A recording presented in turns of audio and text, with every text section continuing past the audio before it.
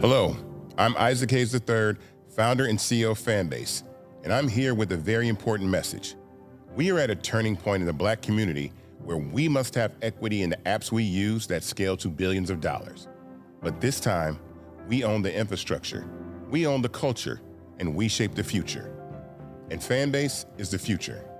Fanbase combines the free functionality of Instagram, TikTok, and YouTube into an all-in-one platform built for the evolution of social media and monetization. With over 1.4 million users, that's real proof that we are shifting the conversation of tech ownership and equity for creators.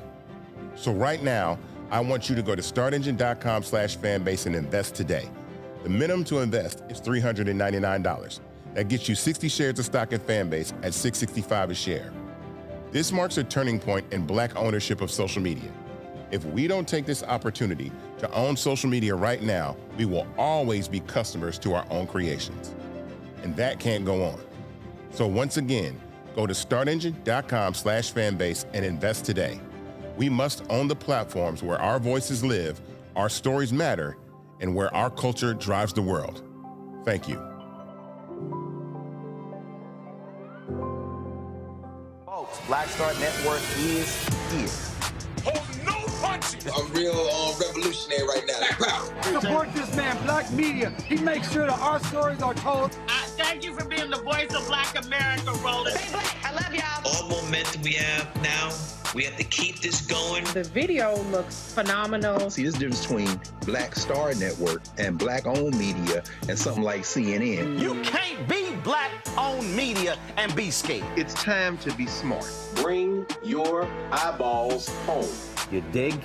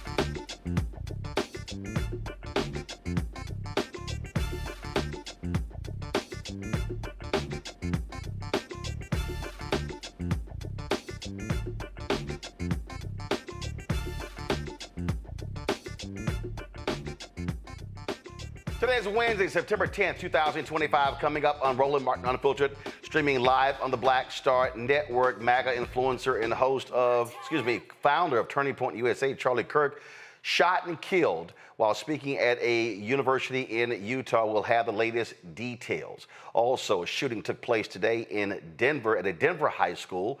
We'll have those details as well. Folks, it got real hot on Capitol Hill during a congressional meeting over proposed bills to increase federal control of D.C.'s criminal justice system. Democrat Maxwell Frost of Florida called out Republican Louisiana Congressman Clay Higgins, calling him a lapdog for Trump. Wait till we show you what took place. House Democratic Leader Hakeem Jeffries accuses Donald Trump and House Republicans of failing to lower costs for everyday Americans. We'll show you what he had to say. Plus, a judge says Federal Reserve Board Governor Lisa Cook can remain in her job for now. Plus, a Texas pastor, a Texas right-wing Christian pastor, says white parents should give their kids the talk about violent black people. Yes, that happened. It's time to bring the funk. I'm Roland Martin Unfiltered on the Black Star Network. Let's go. He's got it. Whatever the miss, he's on it. Whatever it is, he's got the scoop, the fact, the find. And when it breaks, he's right on time and it's rolling. Best believe he's knowing. Putting it down from sports to news to politics. With entertainment just for kicks, he's rolling. It's on go, roll, roll, y'all. It's Roland Martin, yeah. Rolling with Roland now. He's funk, he's fresh, he's real, the best, you know he's Roland Martin.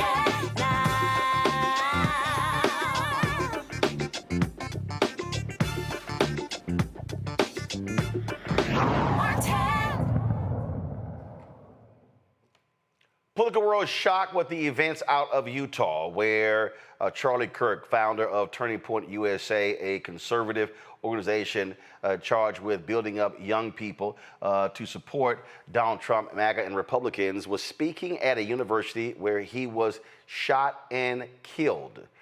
Shots rang out just as Kirk began speaking at Utah Valley State University.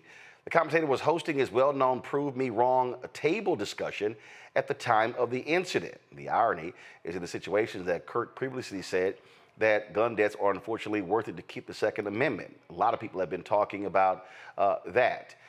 There was video that was shown of police taking an individual down, but that has not been confirmed if that was the person who indeed fired the shot or persons.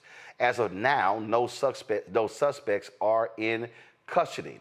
Again, as we said, Kirk was answering questions from the audience, and this is what took place moments before he was shot.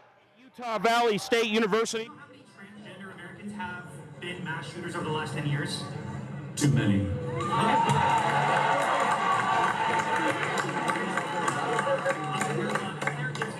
Okay, now 5 is a lot, right? I'm going to give you some credit. Do you mind Do you know how many mass shooters there have been in America over the last 10 years? Counting or not counting gang violence? Great. We chose not to show you what actually took place. You did hear the shot there, and it was moments later after when Utah officials said that Kirk had died as a result of that gunshot wound. Donald Trump and others from the right, as well as folks on the left, have decried the shooting. Folks have talked about prayers for Kirk's wife and children. And lots of folks have been commenting about what has been taking place. And as we said, as of right now, police have not said that anyone has been detained. We don't know the details. We don't know if this was one person, if this was multiple people. We don't know how far away the shooter was. We have none of those details. All we know is that Charlie Kirk, 31 years old, has been gunned down while speaking at a university in Utah. As details become available, we will have those for you. We'll be right back. Roland Martin Unfiltered on the Black Star Network.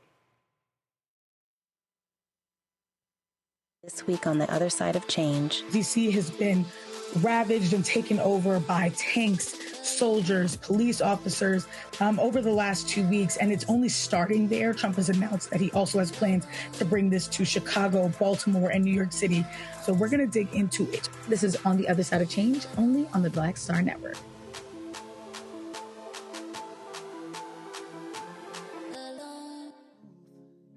Black Star Network, what's happening? It's your man, Kim.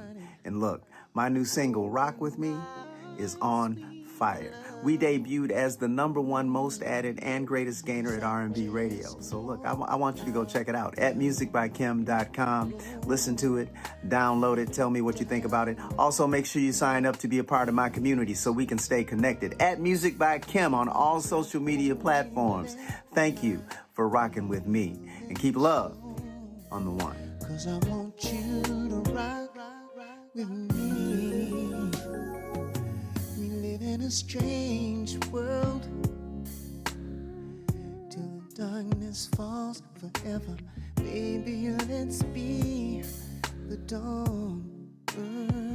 When it feels like it's taking me over, you're making me stronger, my sweet love. Now that Roland Martin is willing to give me the blueprint, hey, Cyrus, I need to go to Tyler Perry and get another blueprint because I need some green money. The only way I can do what I'm doing, I need to make some money. So you'll see me working with Roland. Matter of fact, it's the Roland Martin and Cheryl Underwood show. Well, should it be the Cheryl Underwood show and the Roland Martin show? Well, whatever show it's going to be good.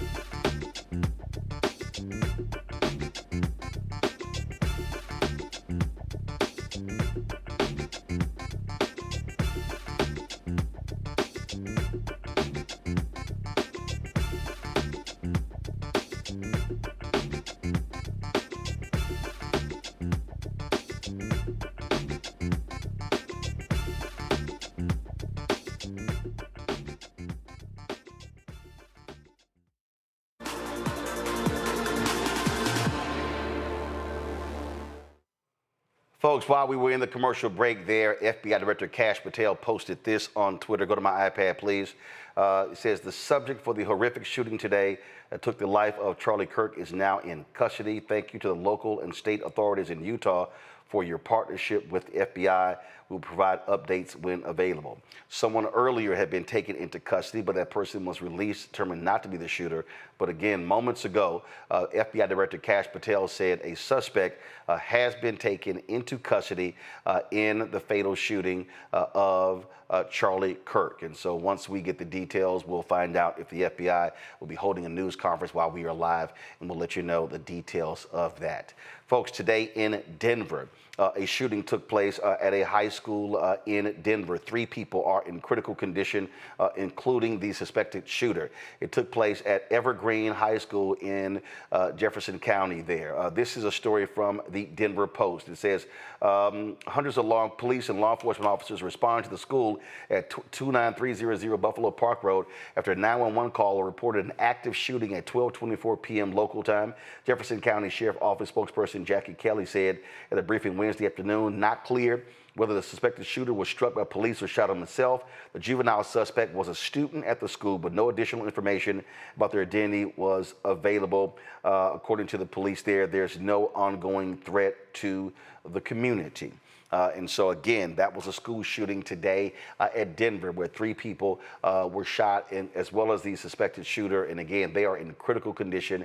And so we'll be awaiting details of their condition as well. So that is absolutely a tragic story there of that shooting that took place in Denver, in Colorado, but in an area around Denver. Lots of conversations been taking place in this country with regards to crime in America. There was a heated congressional hearing today in Washington, D.C., where members of Congress were debating this very issue. And so a major discussion, fireworks erupted literally between the congressman from Florida, Maxwell Frost, as well as New Mexico Congresswoman Melody Stansbury and Louisiana Congressman Clay Higgins. They went back and forth over the issue of extending the National Guard in the nation's capital. Donald Trump, of course, ordered that to take place, as he said, to tamp down crime. Well, Frost questioned Higgins on why he was not calling for the National Guard troops in his home state of Louisiana, as he was in the capital city, given that crime rates in Louisiana are a lot higher. Here is that contentious back and forth between these 3. Did the president ask you to do this? We're debating the bills as we speak. That's what a markup is. Mr. Comer, did the president ask you to hold this? I haven't talked to the president. Was this markup called pursuant to the president's occupation of Washington, D.C.? We've had this markup on the books for a long time. And so there was no coordination. You're participating in a markup. There was no coordination with the White House on this markup. I haven't talked to the White House, but I mean, there's so always didn't consult with the White House on this bill? We support the president's. You didn't consult with the White House on the development of a bill that would create the actual entity that he said he wanted? There was no coordination with the White House on this bill? We support what the president's done. We've sat back and watched, and we've seen the crime rates go down significantly in Washington, D.C., and we want to make sure that crime stays down in Washington, D.C. If you don't like the bill, you can vote against it. No, I'm asking you a question because we haven't heard this bill. Was this bill drafted in coordination with the White House? I'm asking the question. It's not my bill. Okay. Does the sponsor want to answer that question? I would say that we support President Trump, and bottom line. It's just a simple question. Did you coordinate with the White House in the development of this bill? People are dying in Washington, D.C. Why can't you answer the question? Mr. Chairman, we need order. We need order. Mr. Chairman. It's just a question. This isn't a debate.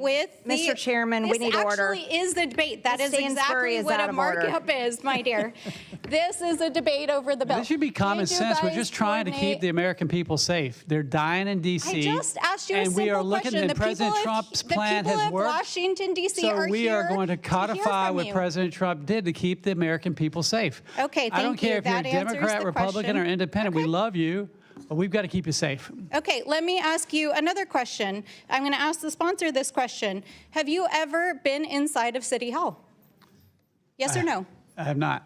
Have you ever attended a city council meeting here in Washington, D.C.? I have spoken with people all over D.C. Have you ever and attended a restaurants city and everything council else. meeting here in Washington, D.C.? And they thank us that they can walk down the street and walk their dog and ride on a subway without getting stabbed. Did you consult with the Without being mayor part of or a the drive-by. council or any members of And law without people enforcement coming in out the of Baltimore development and other of this places bill? because they know the laws are too lax here and it's not safe.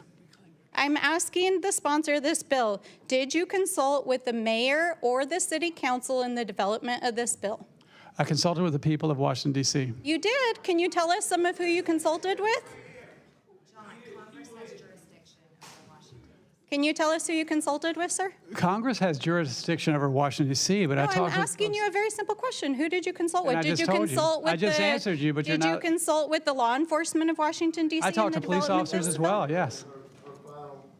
I'm asking the I did. gentleman I spoke with who's- law enforcement. I spoke with restaurant owners. I spoke with people walking their dogs all around D.C. Oh, and they you talked said, to people thank walking God, their dogs. That's thank how God you we can developed walk the down the bill. street without being stabbed or mugged to be part of a drive-by. Oh, I can't okay. believe a Democrat, Republican, Independent would not like this common sense legislation Sir, do you live that in the keeps Washington? people safe. Do you live in the Washington, D.C. Well, the area? gentlelady We're all here. I'm asking you I've a been here question. 9 Are months. you a resident of Washington, D.C.? recognize her colleague from Louisiana. Sir, I have my time here. I'm asking the sponsor of the bill. You have debate time on your own. There's plenty of time to debate. Do you live here in the city of We Washington, are all D.C.? here in D.C. representing our districts across the country. Exactly, And we sir. have jurisdiction and so that over is Washington, exactly D.C. my point. If you wanted to run for mayor of Washington, D.C., then you could move to Washington and run in a democratic, free, and fair election. Time's and expired. actually become a Gentlelady's city time's official. expired. Any other members seek recognition? Mr. Chairman. I'd Mr. like to- Mr. Mr. Chairman. Higgins?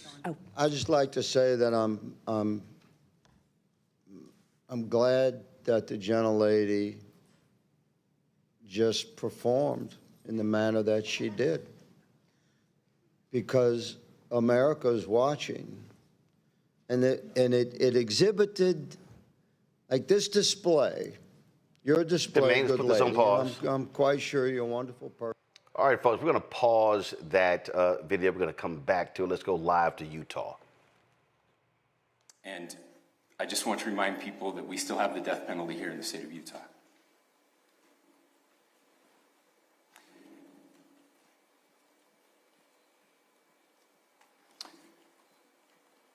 Our nation is broken. We've had political assassinations recently in Minnesota. We had an attempted assassination on the governor of Pennsylvania. And we had an attempted assassination on a presidential candidate and former president of the United States, and now current president of the United States. Nothing I say can unite us as a country. Nothing I can say right now can fix what is broken. Nothing I can say can bring back Charlie Kirk. Our hearts are broken. We mourn with his wife, his children, his family, his friends. We mourn as a nation. If anyone in the sound of my voice celebrated even a little bit at the news of this shooting,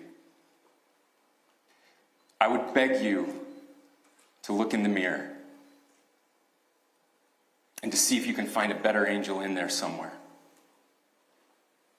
I don't care what his politics are. I care that he was an American. We desperately need our country. We desperately need leaders in our country. But more than the leaders, we just need every single person in this country to think about where we are and where we want to be. To ask ourselves, is this it? Is this what 250 years has wrought on us? I pray that that's not the case. I pray that those who hated what Charlie Kirk stood for will put down their social media and their pens and pray for his family and that all of us will try to find a way to stop hating our fellow Americans. With that, we're happy to take a few questions. The FBI director is posting that a suspect is in custody. I would just like clarification. Do you or do you not have a suspected shooter in custody? We have a person of interest in custody that is being interviewed right now. That is not George Zinn. That is not George Zinn. That is correct. Are you still searching or looking for another shooter or anybody else related to this? Yes, we are actively looking for anyone and everyone who has any possible information relating to this shooting. Can you tell us details about the suspect being taken into custody? Where? How long ago? We cannot at this point, but we will get you that information when we can. Is there believed to be a second individual involved in the shooting? At this point, there is no information that would lead us to believe that there is a second person involved. Can you guys talk to the possible shooting?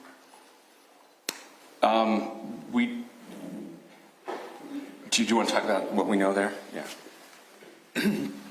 The only information we have on the suspect, the possible shooter, is taken from closed circuit TV here on campus. We do have that. We're analyzing it, but it is security camera footage, so you can kind of guess what the quality of that is. But we do know dressed in all dark clothing, but we don't have much better description other than that. Where do you think the shot came from? The shot came from here on campus, from a location at a fair, potentially from a roof, yes. A longer distance shot from a roof. So to clarify, with the security camera footage you have and the person of interest that's in custody, does that match up? That's what we're trying to decipher right now. So did FBI or DHS have anything on the threat board this morning? I can't speak to that. I'll just say that the investigation's ongoing, and as soon as we have further information, we will be sure to release it. Any indications of foreign intelligence involvement? As of now, I can't comment on any of that. Thank you. Can you talk a little bit about the security of the event itself? Who was there security-wise, and what happens on these kind of events? Chief Long. So my name is Jeff Long. I'm the police chief here at UVU, and I'll tell you right now, we're devastated. We're a small police department. We have a very large campus. We have over 40,000 students, and we love our students. We love our visitors, and we're devastated by what happened today. This is the police chief's nightmare. I'm very saddened for the Kirk family. I know his wife and parents found out about this. Obviously he's away from home. He's here in Utah. They find out by a police officer that visits their home. That's tragic. Nobody wants that. But I can tell you about our venue today. This was an open venue. This is outside. We did have 6 officers working that event. We had probably over 3,000 people that were in attendance. It sat down in kind of a bowl area here on the central campus. We have a waterfall area. And so he was kind of in a lower area, surrounded by buildings. We had some plainclothes police officers that were in the crowd as well. We train for these things, and you think you have things covered, and these things, unfortunately, they happen. You try to get your bases covered, and unfortunately today we didn't. And because of that, we had this tragic incident. So we did have officers there. We had Charlie Kirk's team. He has a security team that travels with him, and they were here with him when he was shot. Was the gun recovered? I'm sorry, see? Was the weapon recovered? At this point, I can't disclose that. When Charlie Kirk was shot, there was a question being asked about mass shooting. Was that person apprehended, and do you know who asked that question? Say the question again. I don't know if I understand what you're saying. When Charlie Kirk was shot, he was answering a question about mass shootings specifically. Was that person apprehended, and do you know who asked that question? I do not. We do not have that at this moment. What kind of weapon was used? Ladies and gentlemen, we have time for just one more question, so thank you. Yeah, I have a question for the chief as well. Was it your team or Kirk's team, or a combination of both, that kind of set the security protocol for the event? So we work together. He has his team, and they do this all over the country. We all know that. This is not uncommon for them. They're very comfortable on campuses, and I was coordinating with his lead security guy, and so yeah, we were working together. Was this a sharpshooter type shot? Was Ladies and gentlemen, those are all the questions that will be answered today. Again, thank you for covering this. We will be updating you as soon as we have additional information through normal channels, working with law enforcement. Again, our deepest condolences to the Kirk family and to the students who were there today. I would just ask everyone everywhere to please pray for their family and to pray for our country. We need it now more than ever. Thank you. Folks, that was Utah Governor Spencer Cox holding his news conference. That was not the FBI news conference. He was there, of course, with the campus police at that university. And so we still are waiting to hear from the FBI in terms of their news conference about what took place today in Utah. We're going to go to a break. We come back. We're going to go back to that congressional hearing and then have a conversation with our panel about that conversation. Folks, you're watching Roland Martin Unfiltered, the Black Star Network. Don't forget to support the work that we do. Join our Bring the Funk fan club. Your dollars make it possible for us to cover the stories all across the country that are needed to be talked about and impact our people. Our goal is to raise $1 million between now and the end of the year. And so you will support the work that we do. You want to contribute via Cash App, use the Stripe QR code. You see it right here. You can also use that QR code for credit cards. PayPal's R Martin Unfiltered, Venmo's RM Unfiltered, Zelle, Roland at RolandSMartin.com, Roland at RolandMartinUnfiltered.com.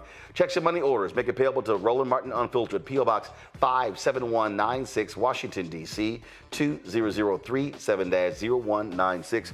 We'll be right back. Next on the Black Table with me, Craig Carr.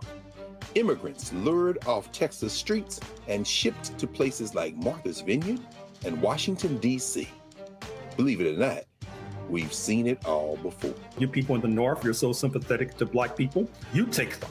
60 years ago, they called it the reverse freedom rides. Back then, Southern governors shipped black people north with the false promise of jobs and a better life. It's a part of a well-known playbook being brought back to life. So what's next? That's next on the Black Table, a conversation with Dr. Gerald Horne about this issue of the reverse freedom rides, right here on the Black Star Network. Hello, I'm Isaac Hayes III, founder and CEO of Fanbase, and I'm here with a very important message. We are at a turning point in the Black community where we must have equity in the apps we use that scale to billions of dollars. But this time, we own the infrastructure, we own the culture, and we shape the future. And Fanbase is the future. Fanbase combines the free functionality of Instagram, TikTok, and YouTube into an all-in-one platform built for the evolution of social media and monetization. With over 1.4 million users, that's real proof that we are shifting the conversation of tech ownership and equity for creators.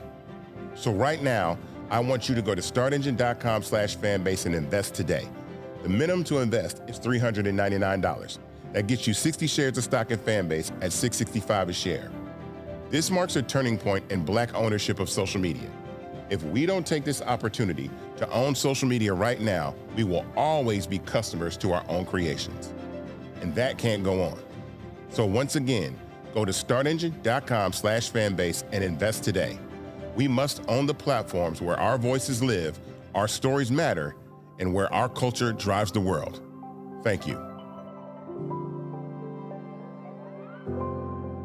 How you doing? My name is Mark Carey, and you're watching Roland Martin Unfiltered. Deep into it, like pasteurized milk without the 2%. We getting deep.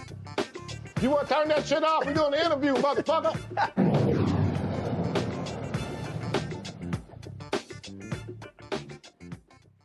Folks, as we were talking about, there was a discussion on Capitol Hill today between Republicans and Democrats as related to a bill to extend National Guard in Washington, D.C.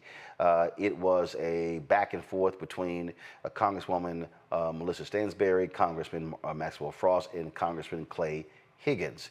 Let's pick up on that conversation. We broke it off while we went to the live news conference in Utah. Let's pick it up here. Person in your family loves you. You and I don't really know each other. So I don't mean this in a personal way. I'm just observing that you're that your display. Thank you for enhancing the point I'm about to make. Your display demonstrates exactly the sort of elitist, arrogant tone that Americans across the country are going to recognize as the hallmark of your party.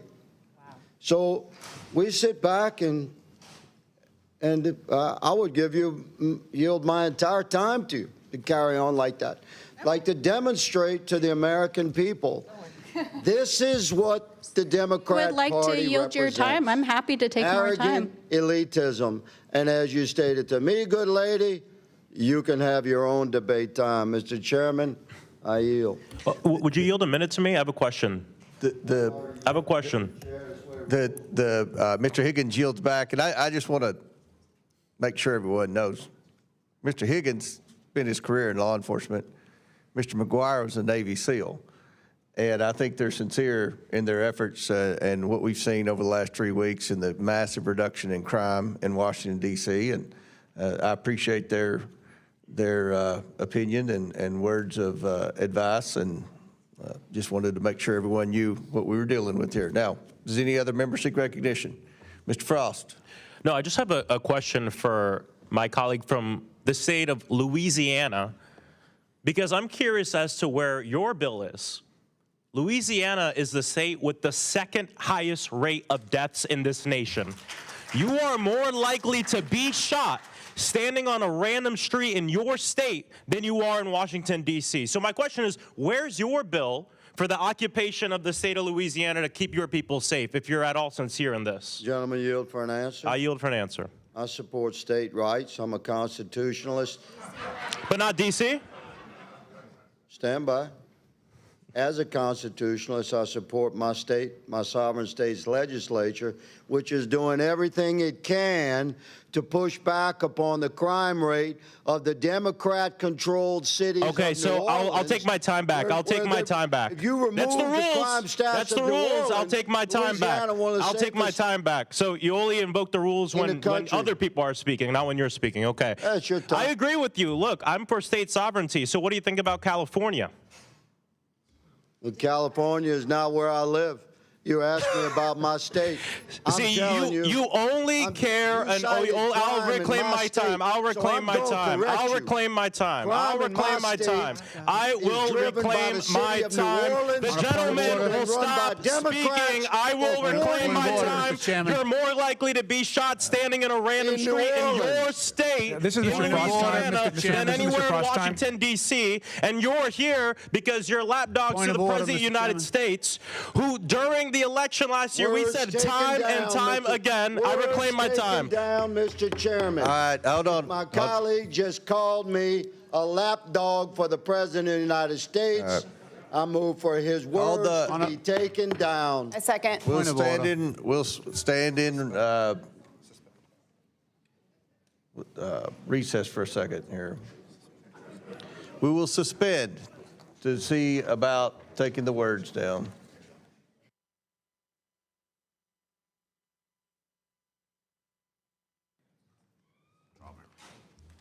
Mr. Chairman, I ask unanimous consent to withdraw my remark. Gentlemen's asked unanimous consent to withdraw his remarks. Without objection, so ordered. We will proceed with the debate. The words were taken down, and I will continue with the reminder. Point of order. Mr. Frost has 3 minutes. Okay, point of order. My point was that Mr. Frost has a right to his time. Yeah, unobstructed time, an opportunity to speak, and I think if we afforded him that right under the rules, then we wouldn't have this back and forth. That's fine. He started by asking if people would yield to a question. I think that's how it all started. He reclaimed his time, at least a half a dozen times. I'm giving him 3 minutes. Even though I don't have to because of the rules, I'm giving him 3 minutes. You're running this hearing, sir. Okay, I'm giving. Not a spectator.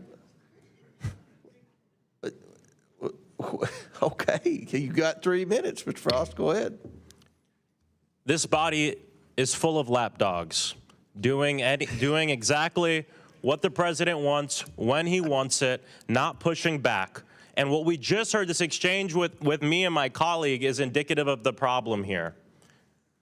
None of you know anything about Washington, D.C. You're talking about a so-called, walking down the street and talking with people that are walking their dogs, people in the restaurants you go to, which might not be full of people from D.C. anyway. And it's just sad. It is sad. We need D.C. statehood. There are people, yes, we need D.C. statehood. We need to put this behind us. We need to stop, it's wild to me that we're here debating with people from the Republican Party, a party that's supposed to be about states' rights and local rule and people, the consent of the governed, which is fundamental to our Constitution and this country. But before you, we have activists, organizers, people who are here to say that they want a voice. They want to be represented by the government that they pay taxes to. Free DC. Free DC. And it's just grand to sit here with other members who have higher murder rates than Washington, D.C., but not invite the president to occupy their own state with the military. So I think it's important that we're here today to have this debate, because this is a debate about what's going on in Washington, D.C., and why every American should be concerned. And why, of course, every American should be concerned about what the president's doing, but in many cases, even more concerned about the fact that Congress and that Republicans in Congress want to do nothing about it, and in fact, they want to enable it and do anything the president says. The gentleman couldn't even answer the question about if the bill was drafted with the White House. We know it was drafted with the White House. And so we say free D.C., and we'll continue to fight for the people of Washington, D.C., who deserve for their home to be a state, who deserve for their local officials that they voted for, their city council, their members, to make decisions about how to make sure that this is a safer place. And I gotta say, when we talk about crime, when we talk about violence, gun violence has been going down in this country the last 3 years. We still have a lot of work to do, but you guys talk about it and nothing happens. We put forth solutions and pass bills like the Safer Communities Act, and violence goes down in this country. That's the difference between us. I yield back. Folks, my panel, Dr. Zachary Kirk, educator and content creator out of Atlanta. Rebecca Carruthers, she is president and CEO. Fair Election Center out of Washington, D.C. Tyler McMillan, social justice leader and movement strategist out of D.C. as well. Rebecca, I want to start with you. That debate that you saw right there, to me, really speaks to a very basic fundamental issue. I love how Congresswoman Stansbury just walked through by saying to Congressman Clay Higgins of Louisiana, have you ever been to a DC council meeting? Have you ever actually talked to the folks? No, he said, I heard from people in DC restaurants. So here's a member of Congress from Louisiana who literally knows nothing about Washington, D.C., who operates in this sort of safe zone of areas around the Capitol or whatever. And he's opining about the nation's capital. He's not he cannot point to you on a map the high crime areas in Washington, D.C. And then when challenged about the very high crime rates in his own state, then he wants to get upset. The congressman from Louisiana said that he also listened to people out walking their dogs. And what I have to say to that is, I guess lap dogs do technically get walked too. He couldn't even answer the basic question of whether or not there was coordination with the White House. We absolutely know that any White House with its majority, with its party in the majority in Congress, coordinates on domestic policy. That is indeed fact. That's something that happens in DC regardless of the political party. So it was really interesting watching them, watching the Republican lawmakers in that hearing trying to run away from the fact that this has Trump's fingerprints all over it. And in fact, the legislation, the particular bill could have been drafted by the Trump White House. Like, to say that it is what it is. But the bottom line is, DC has fought for statehood for decades. And criticism that I launched, I think last month on your show, Roland, is that there have been times when the Democratic Party has had a trifecta. They've held the White House, held the Senate, and held the House. So at some point, this should be a nonpartisan issue. But I would also expect the Democratic Party to want to support DC statehood, so DC is not stuck in the position in which it is now, where it's fighting this MAGA-led Congress on whether or not home rule will continue.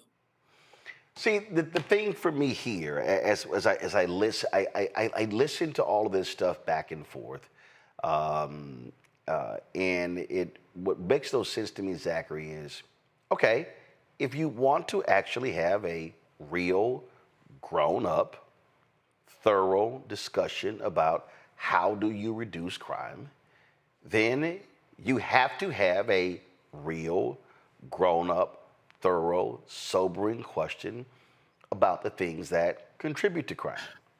I have literally had conversations. I remember I was in Wichita, Kansas, giving a speech. It was an MLK Day program, and I was sitting with the police chief. He was at our table, and he had worked in Philadelphia.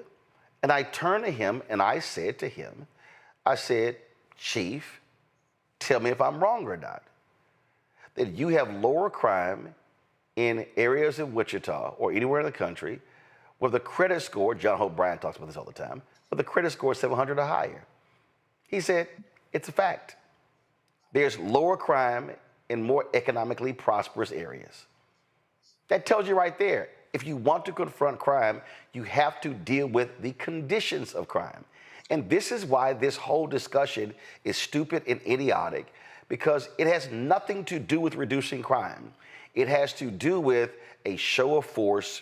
It has to do with trying to create a television show.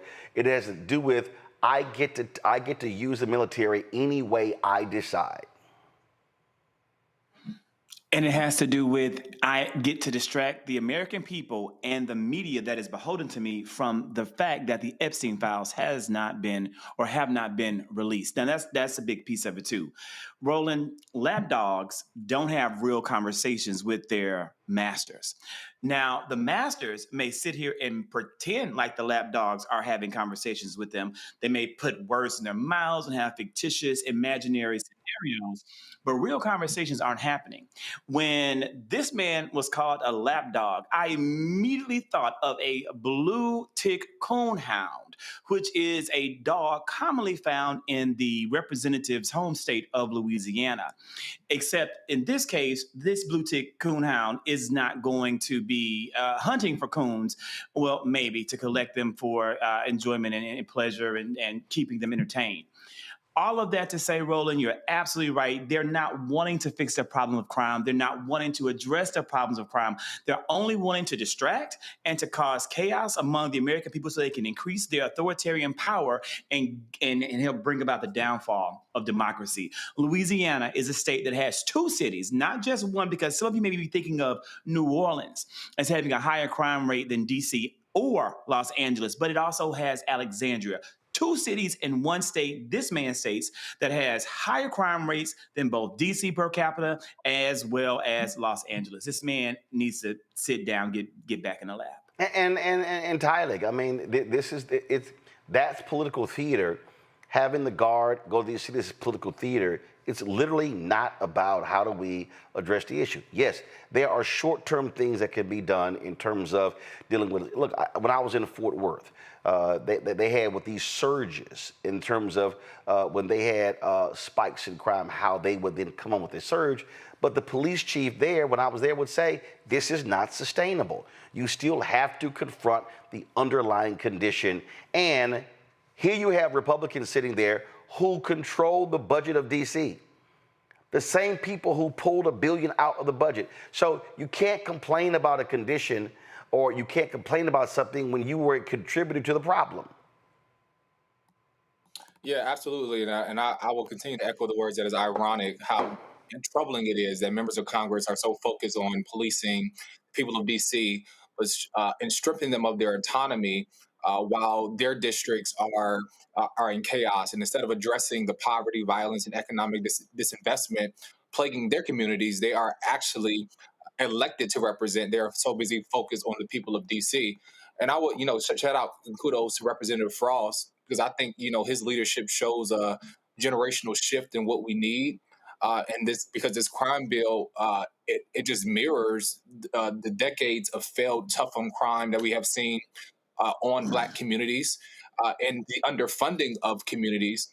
And as you said, instead of doubling down on this system of mass incarceration that's continue to put Black bodies in this system, we should be focused on passing the BREATHE Act that invests in community safety through healthcare and education and restorative justice. Because I encourage them to find that better angel inside of them and vote on that budget where it really matters to protect people.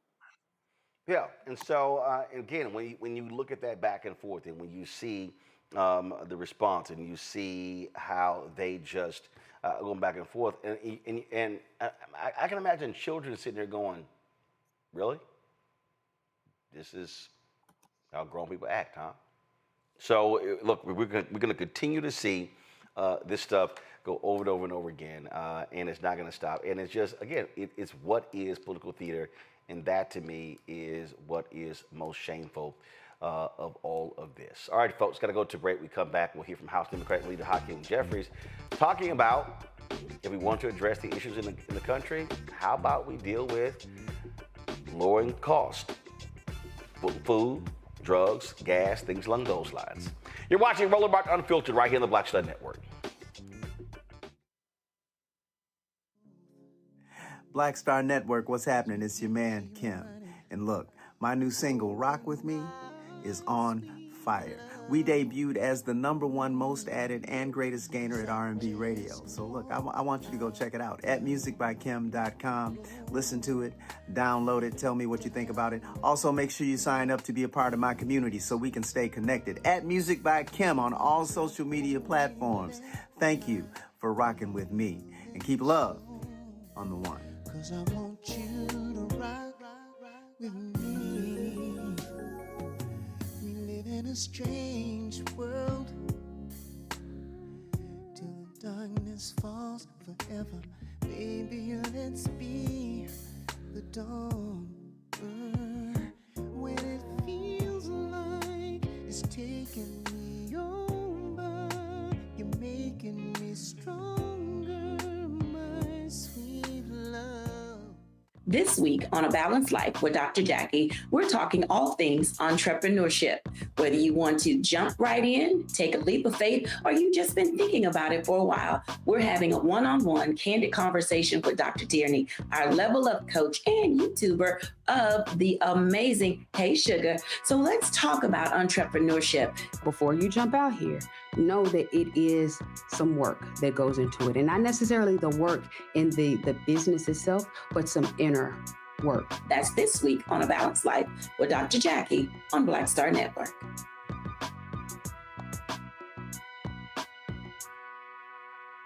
What's up, y'all? This is Wendell Haskins, a.k.a. Win Hogan at the original T-Golf Classic, and you know I watch Roland Martin Unfiltered.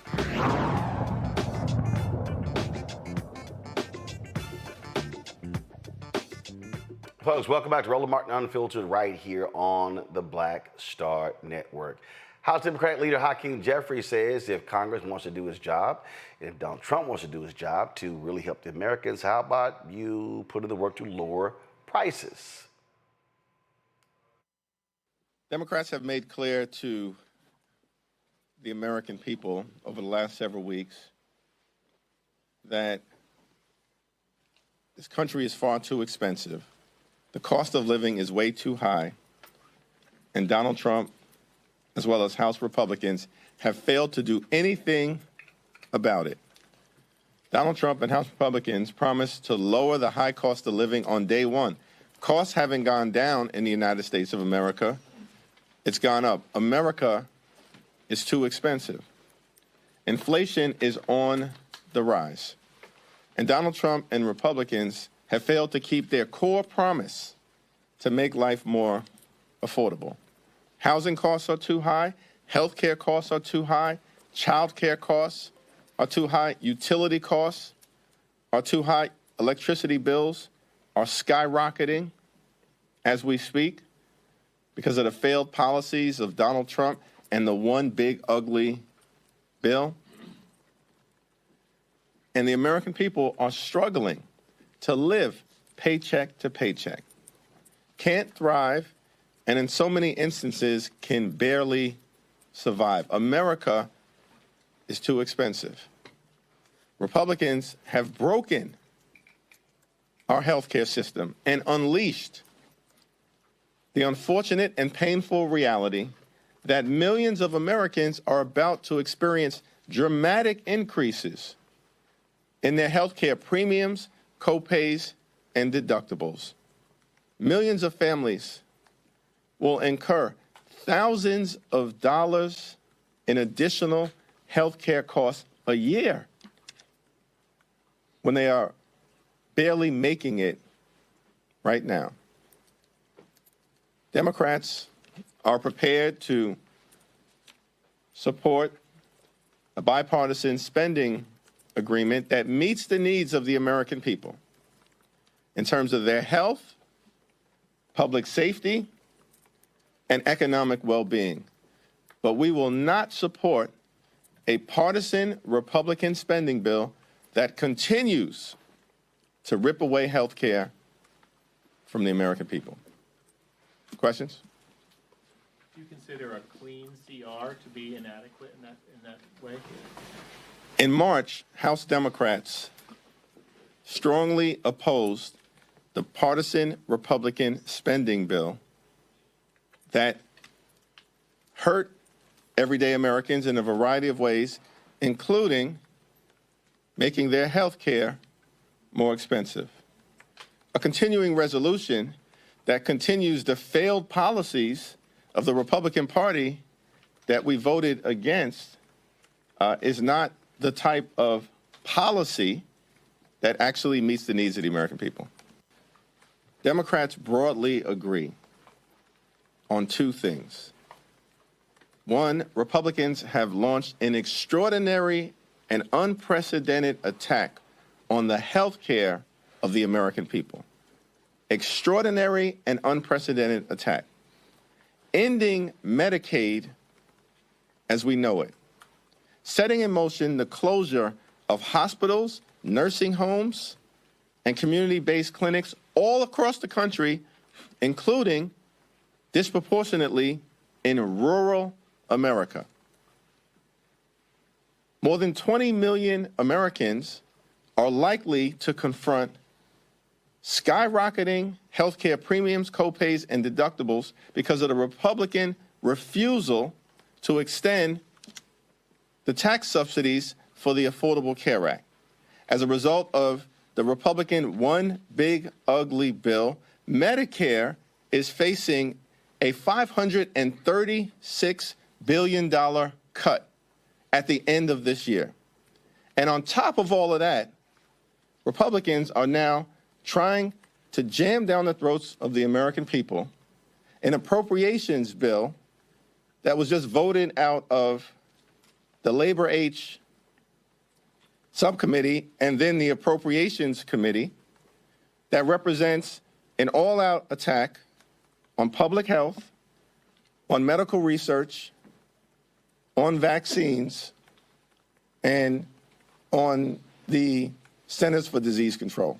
An all-out attack on health care is what we are in the midst of right now. Every single Democrat stands against that and believes it is important at this moment because of the extraordinary attack on health care and the fact that it is a cost of living issue.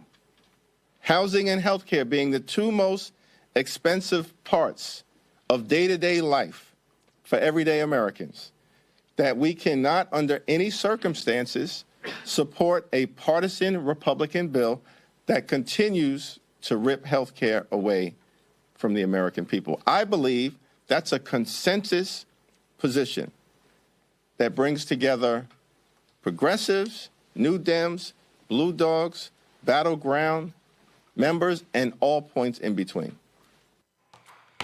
That particular point there, Zachary, I want to start with you. The data is abundantly clear what we are seeing. We are seeing a significant weakening of the job market because of what Doge did earlier this year, the massive layoffs that are taking place. When people get laid off, they're not buying food, it's housing. Now you're seeing homes on the market. We're seeing farmers, people who voted for Donald Trump in red states, talking about we need a bailout. I mean, so this thing is metastasizing.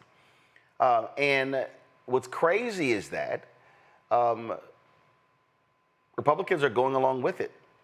And what's also interesting to me, when you look at all of this economic data, I remember, my God, for 4 years, it was recession is coming, and it never actually came.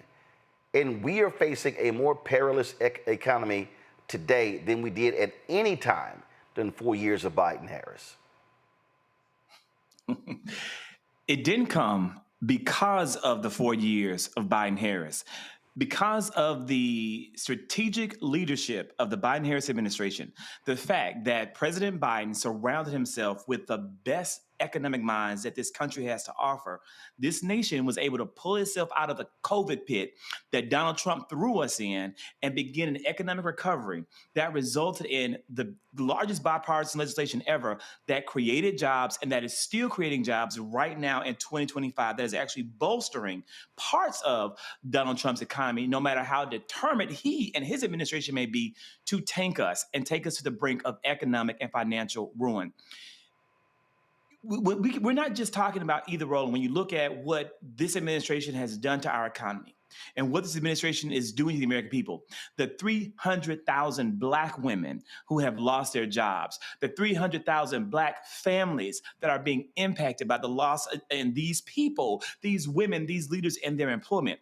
We are also looking, as you just said, to the Arkansas farmers who are begging for welfare and bailouts, the Arkansas farmers who are all over the internet begging to be released from the consequences of their actions because they voted overwhelmingly for Donald Trump and they voted overwhelmingly for what we are currently seeing in this economy. They did this to themselves and now they are begging for welfare and help.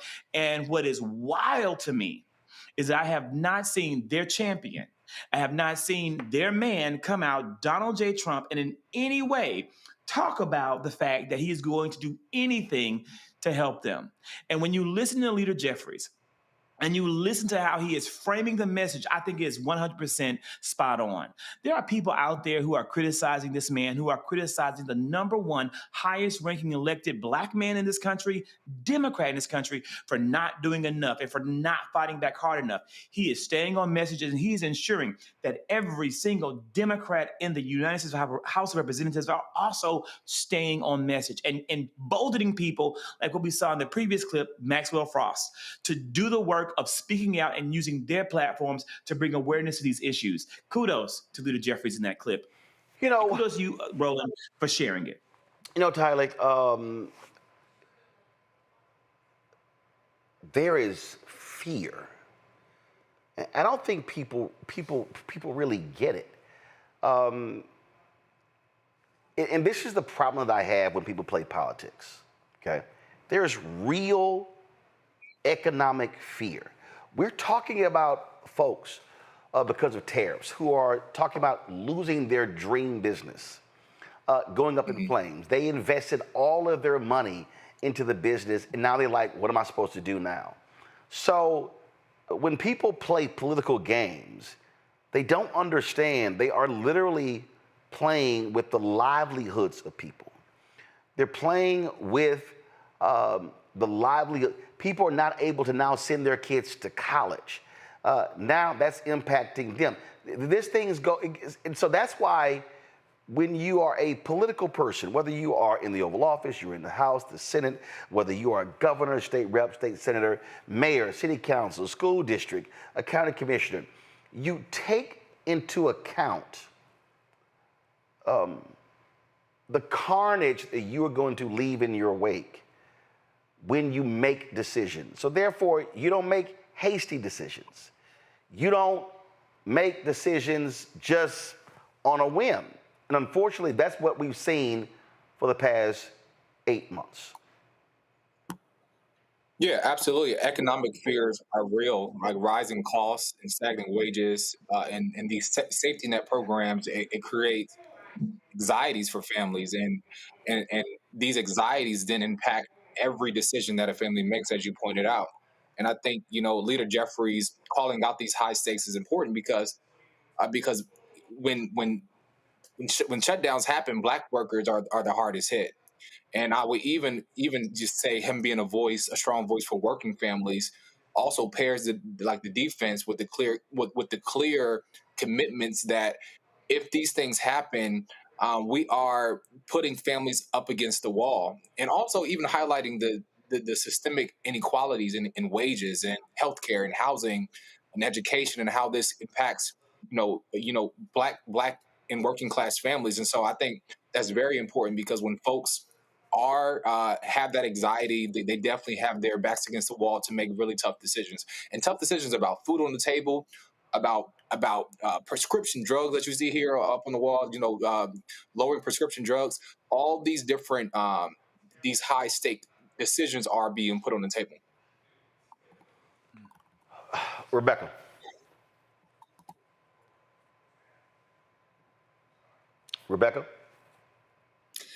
Yeah, absolutely. So not only is it important with what not speaker yet, with what Hakeem Jeffries was talking about, especially as we understand that there could be a pending government shutdown that's on its way.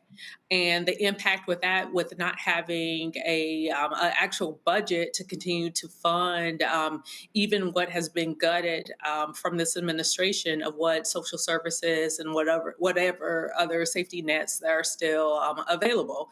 And like the other panelists talked about, it's not just the farmers in Arkansas, but even in my home state of Nebraska. There's a lot of farmers out there who are hurt. They're asking for additional support. But at the same time, this administration told us last year that these are the things that they were going to do. And it almost appears that they are hell-bent in driving our economy into a recession. But we're almost like a train without brakes, and then there's no safety net at the other end. And so it looks like ultimately there will be a fiery crash when it comes to the economy, i.e. a recession or even worse. And it's very unfortunate because these things could have been prevented. But one thing I will say about this administration and even this Congress to an extent is that they forecasted that this is what they want to do. They want to tie all of us into their MAGA death cult. And again, the people who are being hurt, a lot of them voted for Donald Trump. They wear their MAGA hats, and they now are seeing the repercussions of what happens when you have economic upheaval in this country. That to me is what is so difficult to look at. And again, so many people are being impacted. Folks, let's talk about Federal Reserve Board Governor Lisa Cook. She can keep her job for the moment. A federal judge has ruled that Cook may remain in her position while her lawsuit challenging Donald Trump's attempt to fire her is resolved. U.S. District Judge Gia Cobb, appointed by former President Joe Biden, stated in her ruling that Trump's stated cause refers only to allegations regarding Cook's conduct before she began serving on the Federal Reserve Board. Such allegations are not a legally permissible cause, unquote. Trump claimed he fired Cook due to allegations that she had made false representations on mortgage agreements several years ago that resulted in more favorable loan terms. Judge Cobb also determined that Cook's right to due process had been violated and that she would suffer irreparable harm if the injunction were not granted. Now, this is, of course, a constant attack. Donald Trump has been going after a number of appointees, violating, frankly, customs, but also the law. This right here is really idiotic because that's all this is, Rebecca, is an allegation. It hasn't been proven. And so this idea that, as the judge said, you're going to bounce someone from the Federal Reserve for failing to do their job when nothing's been proven, that's crazy. It absolutely is crazy, but this also goes back to removing all of the fail safes and the brakes from making sure that our economy, our dollar, what our interest rates look like. It all plays together.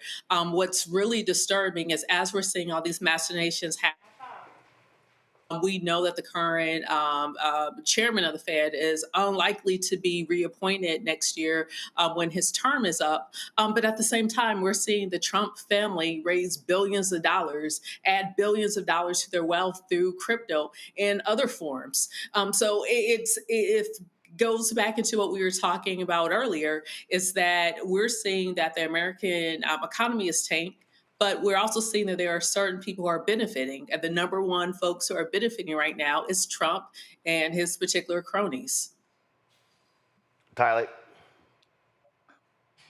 Yeah, I will also say she even brings a lens of economic policy that I think the system needs, because it often ignores the economic impact against Black workers and Black families. And I think blocking her firing is a victory, for economic, the fight for economic freedom. But I'll also say, like, the fight continues, and we must continue to fight for folks like Governor Cook and all the Black women in power who often go erased or try to get erased. And I think, as I said, it's a win for us, but it's not the. We have to continue to fight for it. Zachary? It's a win for us, and it's a win for the American economy. Previous question talked about how the Biden-Harris administration was able to bring this country back from the brink of an economic disaster that Donald Trump helped plunge us into during his 2016 to 2020 administration.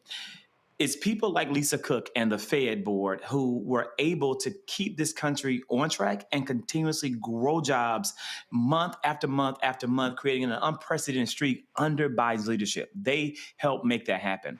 They are the only thing that is keeping us steady and keeping us from a current economic recession / falling into a depression. It's good that Lisa Cook is going to be able to maintain her position for the moment, but I think it's really important how we say that this is for the moment. Our Supreme Court cannot be counted on to uphold the rule of law or follow the Constitution, which they are morally and ethically and assigned to do. And I'm worried about it, and I'm concerned. But I do, and I'm thankful for the wins that we have in the moment, because they make a big difference. But we need the American people out there to understand how this works and to be prepared to fight and resist in any available. The time comes as we approach those 2026 midterms, because elections have consequences, and we're living with those consequences every single day. This woman was removed by Donald Trump supposedly because of some mortgage issue, but this man turned right around and he appointed, or he recommended, this man, Stephen Mirren, for the job, who doesn't have the same allegations, but actually has been found guilty of wrongdoing with those allegations. That's the level of fraud and corruption that we, the American people, voted for, and those are the consequences that we, the American people, are having to suffer through as we approach 2026. People don't forget, elections have consequences. Indeed, indeed. All right, folks, going to a break. We come back. Vice President Kamala Harris has a new book out called 107 Days. Excerpt has been dropped, and already it has got people talking. We'll talk to her former communications lead, Ashley Etienne, about this. And trust me, y'all, I got a couple of things to say about this as well. That's next. Roland Martin Unfiltered on the Black Star Network. Don't forget to support the work that we do. Join our Brina Funk fan club. Your dollars make it possible for us to cover the news that matters to our people. You want to support us via Cash App. Use the Stripe QR code. You see it right here on the screen. You see it right there. And you can also use the QR code for Stripe for credit card applications as well. Folks, PayPal's R Martin Unfiltered, Venmo's RM Unfiltered, Zelle, Roland at RolandSMartin.com, Roland at RolandMartinUnfiltered.com. Checks and money orders, make it payable to Roland Martin Unfiltered, P.O. Box 57196, Washington, D.C., 2003, 7-0196. We'll be right back. This week on the other side of change. D.C. has been ravaged and taken over by tanks, soldiers, police officers over the last 2 weeks, and it's only starting there. Trump has announced that he also has plans to bring this to Chicago, Baltimore, and New York City. So we're going to dig into it. This is On the Other Side of Change, only on the Black Star Network.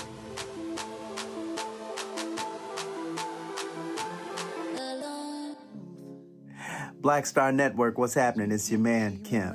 And look, my new single, Rock With Me, is on fire. We debuted as the #1 most added and greatest gainer at R&B radio. So look, I want you to go check it out at musicbykim.com. Listen to it, download it, tell me what you think about it. Also, make sure you sign up to be a part of my community so we can stay connected. At Music by Kim on all social media platforms. Thank you for rocking with me. And keep love on the one. 'Cause I want you to rock with me. We live in a strange world till the darkness falls forever. Baby, let's be the dawn. When it feels like it's taking me over, you're making me stronger, my sweet love. Next on the Black Table with me, Greg Carr. Immigrants lured off Texas streets and shipped to places like Martha's Vineyard and Washington, D.C. Believe it or not, we've seen it all before. You people in the North, you're so sympathetic to black people, you take them. 60 years ago, they called it the reverse freedom rides. Back then, Southern governors shipped black people north with the false promise of jobs and a better life. It's a part of a well-known playbook being brought back to life. So what's next? That's next on the Black Table, a conversation with Dr. Gerald Horne about this issue of the reverse freedom rides, right here on the Black Star Network. Hello, I'm Isaac Hayes III, founder and CEO of Fanbase, and I'm here with a very important message. We are at a turning point in the black community where we must have equity in the apps we use that scale to billions of dollars. But this time, we own the infrastructure, we own the culture, and we shape the future. And Fanbase is the future. Fanbase combines the free functionality of Instagram, TikTok, and YouTube into an all-in-one platform built for the evolution of social media and monetization. With over 1.4 million users, that's real proof that we are shifting the conversation of tech ownership and equity for creators. So right now, I want you to go to startengine.com/fanbase and invest today. The minimum to invest is $399. That gets you 60 shares of stock in Fanbase at $665 a share. This marks a turning point in black ownership of social media. If we don't take this opportunity to own social media right now, we will always be customers to our own creations. And that can't go on. So once again, go to startengine.com/fanbase and invest today. We must own the platforms where our voices live, our stories matter, and where our culture drives the world. Thank you. Hatred on the streets, a horrific scene, a white nationalist rally that descended into deadly violence. White people are losing their damn minds. As an angry pro-Trump mob storms the U.S. Capitol, we've seen shooting. We're about to see the rise of what I call white minority resistance. We have seen white folks in this country who simply cannot tolerate black folks voting. I think what we're seeing is the inevitable result of violent denial. This is part of American history. Every time that people of color have made progress, whether real or symbolic, there has been what Carol Anderson at Emory University calls white rage as a backlash. This is the rise of the Proud Boys and the Boogaloo Boys. America, there's going to be more of this. Here's all the Proud Boys, guys. This country is getting increasingly racist in its behaviors and its attitudes because of the fear of white people. The fear that they're taking our jobs, they're taking our resources, they're taking our women. This is white fear.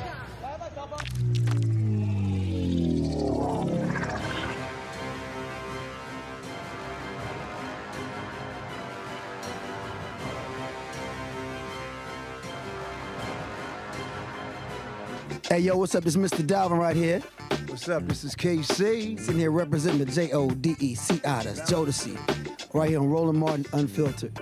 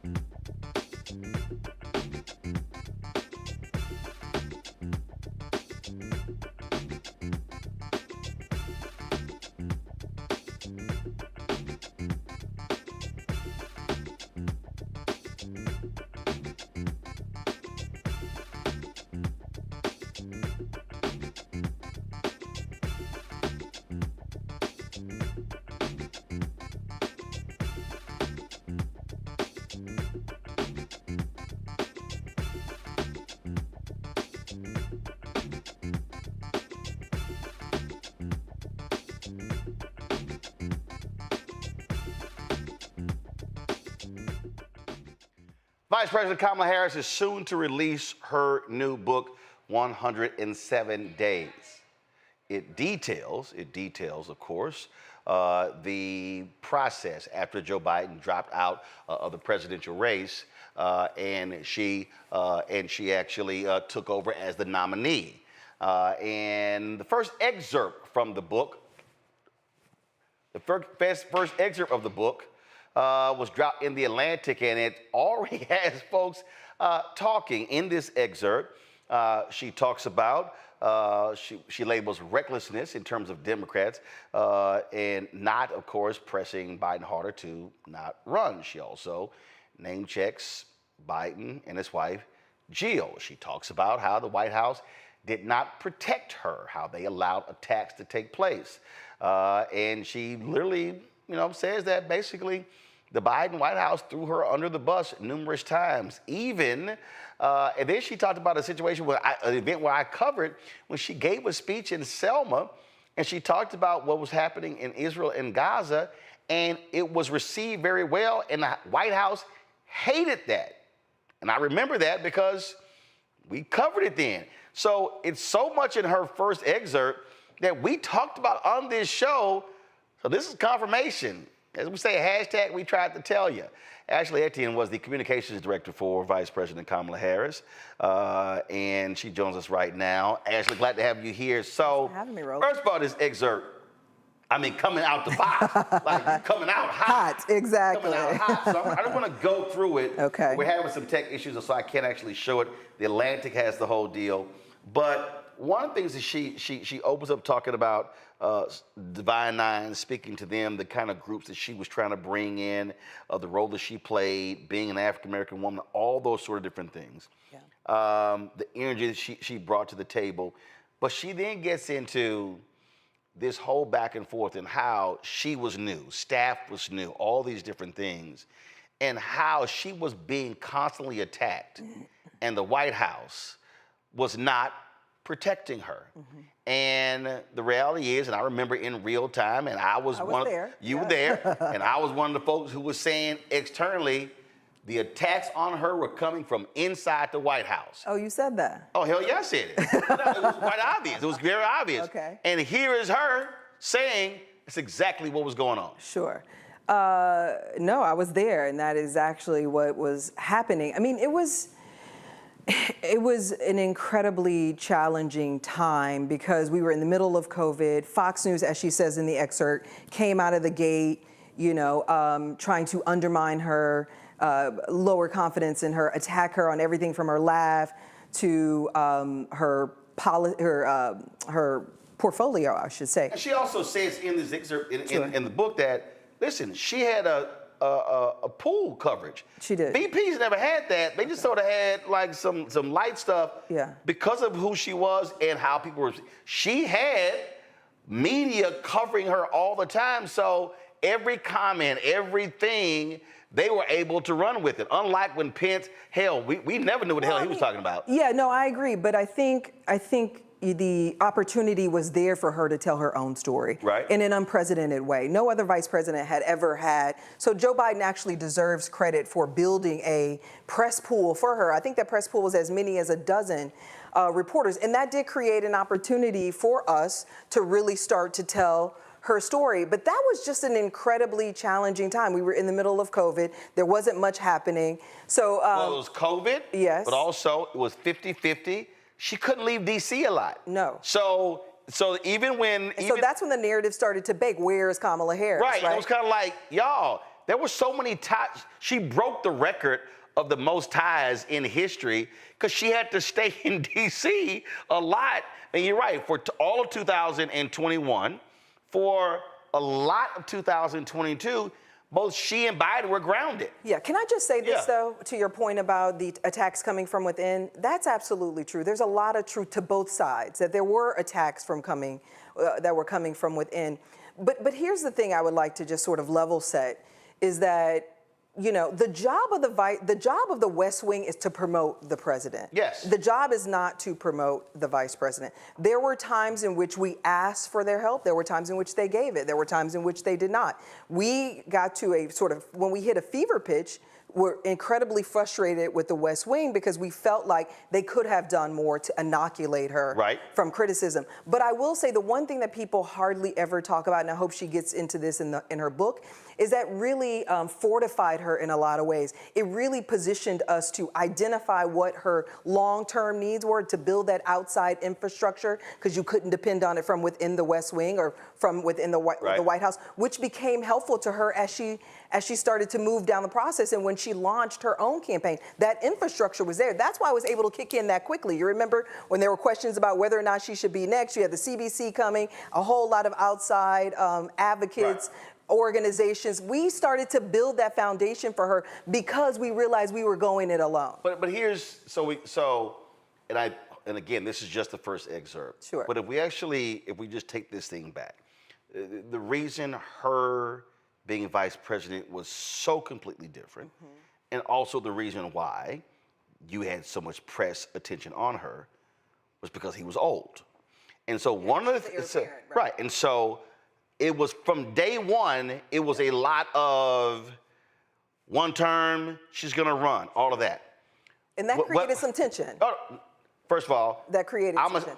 I'm gonna say, Roland's gonna say, no, that created a lot of tension. Okay. And let me also be clear, a lot of that tension, it was West Wing, but a lot was East Wing.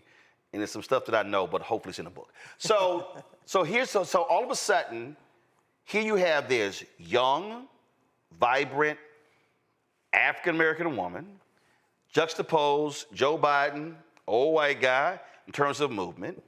To your point, Biden did things with her that Obama never did with him.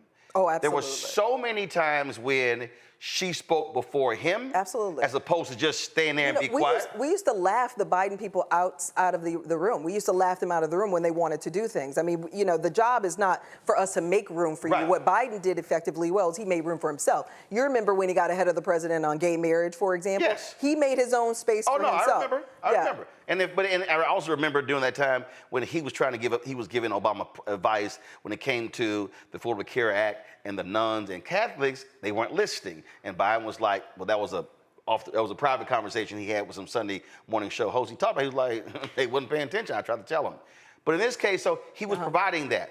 But the issue here, and I think people need to understand, there's a difference between what Biden wanted to happen and what the people around Biden wanted to happen. Okay. And what she touches on in here, because when she talks about the attacks, she says, when Fox News attacked me on everything from my laugh to my tone of voice to who I dated in my 20s or claimed I was a DEI hire, the White House rarely pushed back with my actual resume. Two-term elected DEA, top cop of the second largest Department of Justice in the United States, senator representing 1 in 8 Americans. Lorraine Bowles, my chief of staff, constantly had to advocate for my role at events. Quote, she's not going to stand there like a potted plant. Give her 2 minutes of remarks, have her introduce the president. They had a huge comms team. They had Karine Jean-Pierre briefing in the press room every day, but getting anything positive said about my work or any defense against untrue attacks was almost impossible. And the thing that she talks about when she went to France with Macron and how all these different happened. But this is one of the things that she references that this is where it came back to Biden. Okay. So because they were allowing certain things to happen, and we know a lot of I remember the stories. She addresses losing staff, and she's hard to work with. All of that plays a role in her poll numbers coming down. The problem is, they never thought they were gonna need her in 24. So the problem is, you created this thing of suppressing her. Then when 24 rolls around, you needed her. So the work that my point is, the things that hurt her 21, 22, 23, because what I also know, because I was told this from multiple sources, multiple people went to Joe Biden and says, take her off the ticket.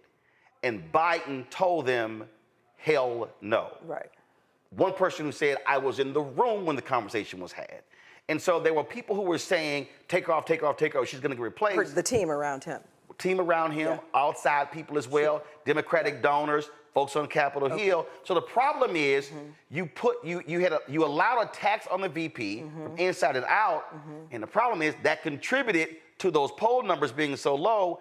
And then when she all of a sudden has to run, That now is a hindrance, so you played a role in that stuff actually happening. Well, I don't disagree with that, but I think the most important point is they had conflicting interest. It's not, Joe Biden thought he was going to run for a second term. So his interest was not to figure out how to promote her. And when you're in the middle of a global pandemic, the interest is to solve what's in front of me, right? He had his own set of challenges. So I think that's what this mostly boils down to, is this conflicting interest between the two camps. But I mean, I want to challenge you on a couple of things. I mean, just to be fair to Joe Biden, and I appreciate that you're being fair to him, his interest was to be helpful to her. In every, I never heard a no. And as I told you, I've worked in the Obama White House, and we told Joe Biden no all the time. In fact, we kind of ignored them. It's like they didn't even exist, right? It was a team of one. It was Barack Obama. But I never heard Biden himself or Biden's close people ever tell her, no, you can't do that, no, you can't do that. I never heard that. Now, that could have happened after I left. Right, so she writes this here. Worse, I often learned that the president's staff was adding fuel to negative narratives that sprang up around me. One narrative And by the way, I said that to them. To the team, my team. I mean, when I was on the VP's team, I said, this is coming from internally. She writes, one narrative that took a stubborn hold was that I had a chaotic office and unusually high staff turnover during my first year. She said the plain fact is many people who come to work with the new administration, the White House, haven't done it before. It's a job unlike any other, and not every person, no matter how talented in their former position, can step up into such a high-stress, round-the-clock role. Others find they just don't want a job that doesn't pay particularly well, take a massive toll on family, and rules out anything resembling a normal life. I'm not going to keep people on who can't thrive in their jobs. It's not fair to them. It's not good for the country. Now, the whole point I'm bringing up is that thing was constant. It was constant. Oh, that you couldn't keep staff? Well, not just keep staff, but it was like, it was Politico, it was Axios, and the New York Times. It was sort of like, and you were sitting here going, damn, how many times is this story going to get written? Yeah. As opposed to what actually is happening. Yeah. Well, I mean, you know, I'm not going to refute what the vice president said, you know, but I will say this, you know, for what it's worth. I think the vice president is the blueprint. I think she's an exceptional leader that has, like a lot of women leaders, that doesn't get her full credit, and especially black women leaders, doesn't get her full credit. When you think about what she was able to achieve, not just breaking the glass ceiling, but her efforts to repair our relationships all over the world. Yep. The fact that she secured $5 billion for the border, or to just the root causes of migration. I would say that the third is her work on maternal health, you know, leading the fight on reproductive rights, all of that stuff. So my advice as a strategist would have been to write a different book, honestly. And the reason why I say this is because Kamala Harris is... Well, first of all, this is just one excerpt from the book. So we don't know the full breadth of what's in the book. Absolutely. But the book is focused on the 107 days. That's how it's framed up. So my point would have been to focus on 4 years and not 107 days. Absolutely. And the reason why I say that, if you don't mind? Go ahead. The reason why I say that, because I think that's the book that my daughter and her generation need to hear. They need to hear how she broke a glass ceiling, and they need to hear what she was able to achieve. The second point I would add is because her Achilles heel has always been that people don't know her, don't know what she stands for, and doesn't know what she's done.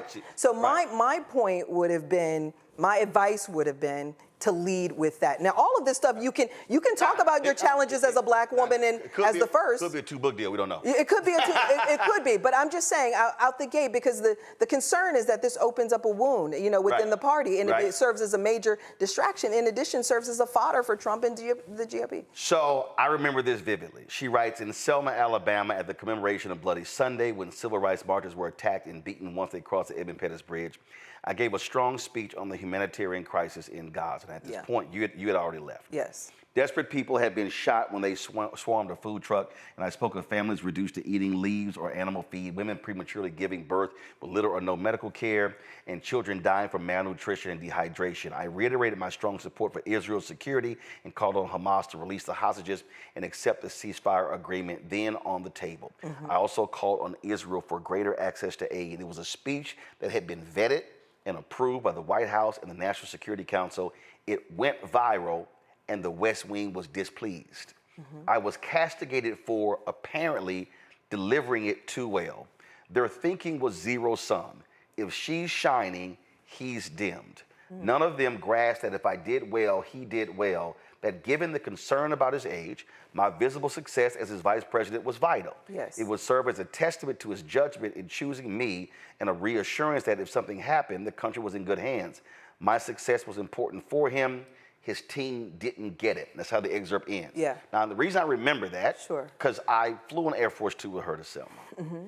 And I remember the speech and many people, and I remember the reaction, the people who were there, and then the reaction external. And then I remember the next 7 days, and the White House was pissed.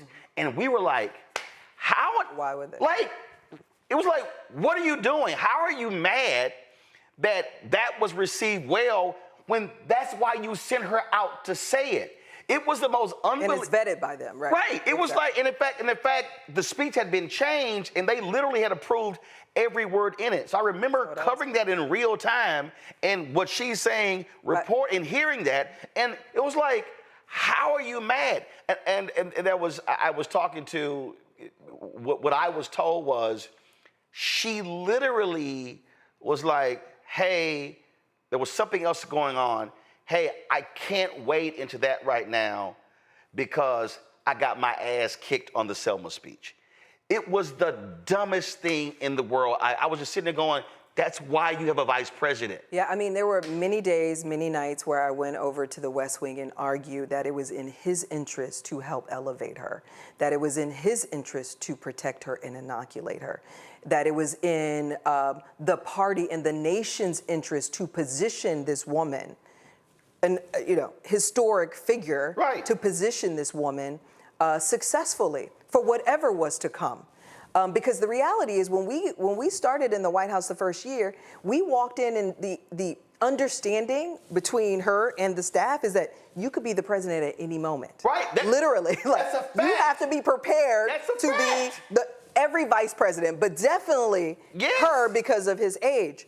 So you're absolutely right, and she's absolutely right. We were insanely perplexed by the fact that they didn't seem to absorb that concept. And the only thing I can attribute it to is that they had these conflicting interests. That why would I need to promote you if I'm going to be next in line, if I'm going to run for 2 terms? But can I just say this? I mean, I love Joe Biden, but if I want to extend this argument, I would extend it all the way through the election.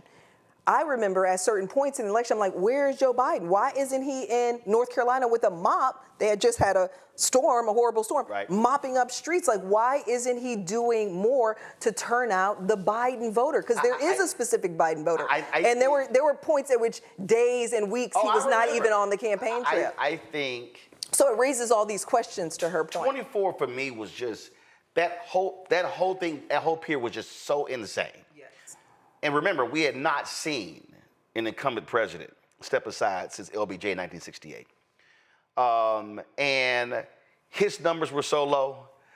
People were still pissed off. It was sort of like, do we send them out? Do we not send them out? What do we do? And then again, of course, her campaign manager was his campaign manager. Well, it was also in the West Wing. General Mally Dillon. Was also in the West Wing. Was also in the West Wing. I got no problem saying it. So if we're saying the West Wing isn't supporting you. I have no problem saying it, and I'll put it out here. Oh, I got no problem saying it. I said it before. Saying what? General Mally Dillon and Anita Dunn were part of the problem in hurting Vice President Kamala Harris. But why keep them on then? Huh? Why are they? Well, again, because this is where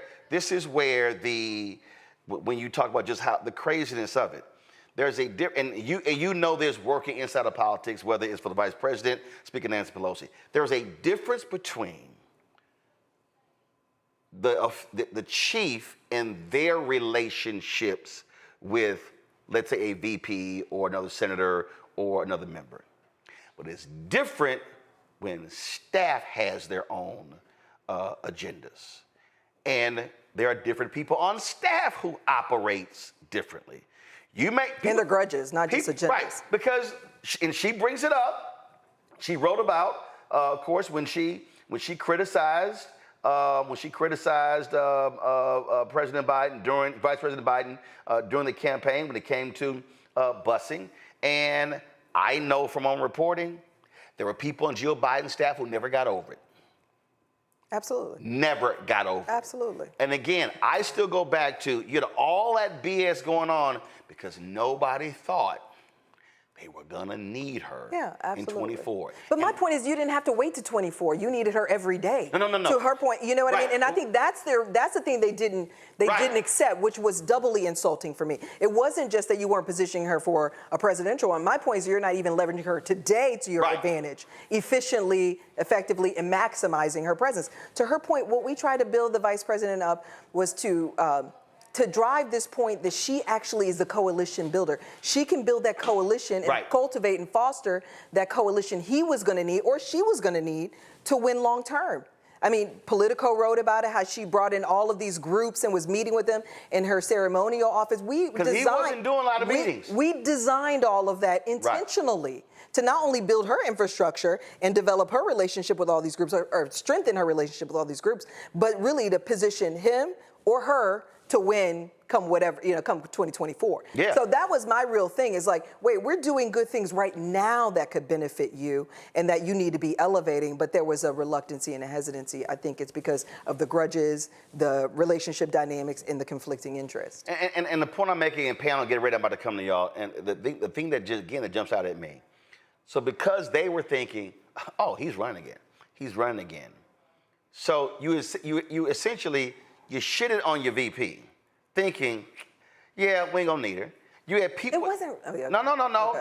But I know from my report. I don't disagree. I think there's but no, when I say to it all. Well, when I say shitted on, what I mean is because you did not think you really needed her. You let certain things happen.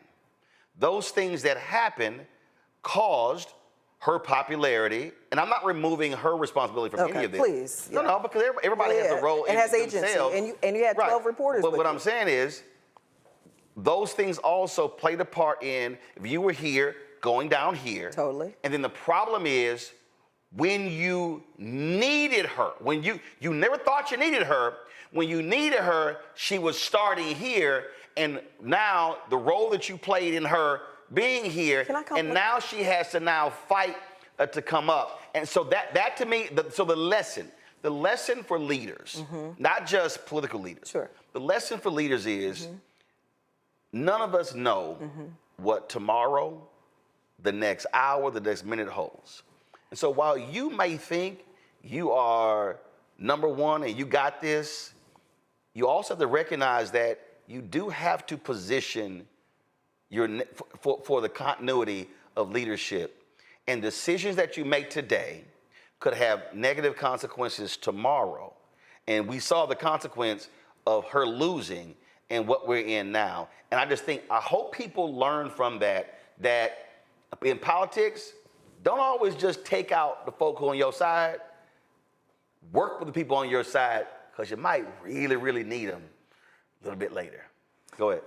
Yeah, I mean, I think I definitely agree with you. I was in the building, and I would say that that there were efforts made to support the team and to support what the team wanted to do and to support the vice president. So I think there's truth in all of this. I think she's right about 99.9% of what she's actually saying. But there were some opportunities that were created that I think she took advantage of, and she knocked it out the park. But I think the interesting thing, I want to go back to challenge you on one thing. I met with the vice president's team maybe 2 years after I left, and I brought in CBS poll. And we were meeting to talk about what her accomplishments were and why they weren't sticking, right? Because we knew her, all this stuff, they weren't sticking. I pulled out this poll and I said, look at this poll right here, okay? Now, she's outperforming Joe Biden among his own coalition. So at one point, she was outperforming in terms of the polls. All those are base voters, everybody you need to run. So my point to the team was over-index on targeting these constituencies right now. Okay, in your own interest, over-index. So yeah, I mean, at one point the numbers did go down, but then she kicked into high gear. Well, especially, and what really flipped that was she writes about the Dobbs decision, where she and this was before Dobbs. She really and this was actually before Dobbs, where okay, the first year was tough. Because Biden couldn't really do, he didn't really No, do a lot it was on the first year was tough. Second year, Yeah. she starts to get her footing. By the third year, she's smoking. And so my point is, you're already beating Joe Biden among his own coalition. Now, I don't know if they saw the same poll I did. I'm sure Right. they did. That may have caused some more friction. But even by Who knows what? Even by that third year, Yes. there were still people who were going to Joe Biden and say, drop her. Oh, no doubt. It But was insane. Oh, no doubt. I think people weren't looking at the numbers, and they're not political like me to understand what that actually meant. And my point to them was, you've got something you can cook with. Right. Do you know what I mean? To quote Donna Brazile, add a little grease to it, and this is going to hit, and this is going to hit. And that's when she started doing the college tours. Then Dobbs happened. She started traveling the country. When she was going down to to Atlanta, meeting with rappers and other folks in that were key in those constituencies. So well, even when you got the 24, the economic tour, because even then, Biden still was not out there a lot. So once I won't say we got past COVID, Sure. but she was. So there was a lot of opportunity created there. right. You had your own pool. Joe Biden was down, right? But I can tell you this here. I can definitely tell you, from January to June, the absolute struggle was with that campaign. Because that was also the absolute struggles with it. Was in terms of her visibility. It was the conversations that I was having with people, and the battle that was happening internally in terms of trying to do exactly what you're talking about. There were people, forces who did not want her doing those things. There were others who were saying, "What are you talking about? He's not moving to these places. Use her more. Have her out there talking me." So when she did the economic tour. That was like, okay, an 8-city thing was kind of there, but there were others who were really advocating for to go even harder, and it was this tension in the campaign. So you had a campaign tension, then you still had a West Wing VP tension that made no sense to me, because I'm like you need to win. Yeah, but it all goes back down to the same small set of people, both the West Wing and the campaign. And there was an extreme. You already named them. Unlike most, this was he had loyalists, and it was an extremely small cabal of folks who were driving. No, I'm laughing because I've been in this business 25 years, and it's been the same small cabal of folks for 25 years. I'm saying it's been the same small, making all the decisions and all the money. Extremely small. And we're controlling everything, and we've seen all this other stuff come out. Let me go to my panel, Rebecca. Sure. You first. Thank you so much for being on the show tonight. So, two-part question. Will Harris run again? And if so, how would she need to position herself to be successful through a very fraught and raucous Democratic Party primary? Yeah, I don't know the answer to that. I don't think anyone knows it. Oops, excuse me. I'm sorry. I thought it was here. Forgive me. I don't know. All right, we got you. Okay, we got you. Okay, sorry. Forgive me. That used to be the old camera. Go right here. I don't think anyone knows the answer if she's going to run again. I think it gets back to what Roland said, whether or not it's a two-part book deal. I think if you ask me based on this particular book, does this suggest she's going to run again? My answer would be no. There's nothing, but also I don't know what I don't know about what's in the book. What I'm hearing from her team is that she's going to get into a lot of the details of the actual campaign, but really close out with the way forward. And so that's what I'm most curious about, is how she sort of characterizes and describes how do we move forward as a party, as a people, and as a nation. And then to me, that'll be some indication whether or not she's actually going to run. Charlie? And then in terms of... Sorry, you had two parts. Yeah, then in terms of positioning herself, I think the most important points, what matters most with her has always been the same, which is having validators out there talking about what she actually has done. And I would love to see her, she does, but own it even more. Like lean into what made her an exceptional leader in this particular book. Right. You had a second part. Is that what did you get? Yeah, no, I think I addressed it. You got both, Rebecca? Yep, she did. I think. Charlie, go right ahead. Yeah, thank you for joining. I had the honor of being a youth director at the DNC during the campaign, and got a chance to travel the country with the vice president. And I firsthand saw the incredible energy that young people had who wanted to volunteer and get involved, but many didn't know, as we are hearing, the behind the scenes dynamics that shaped the decision making and the strategy. What do you wish the public the public could better understand these internal dynamics that I think influence the outcome? And also, do you think this sets a blueprint for future vice presidents that may transition midway through during campaigns? Yeah, I mean, I think that one of the biggest takeaways for me is this issue, this word that I mentioned earlier, which is agency. That, I think Shirley Chisholm said it best, you got to bring your own folding chair to the table. Any particular leader, but especially black leaders and especially black women, can't afford to be subjected to, or maybe a better way of characterizing it is being beholden to someone else's vision for themselves. There was a lot and a lot of opportunity that was created for the vice president, and I think my advice to any leader going forward is when the door is cracked, you kick it all the way open. That you don't wait for someone to give you permission, to allow you, to give you an assignment, to advocate for you. As much as you can, you've got to do it yourself. And I think that's my top takeaway for future leaders. What was the second part of your question? I'm sorry.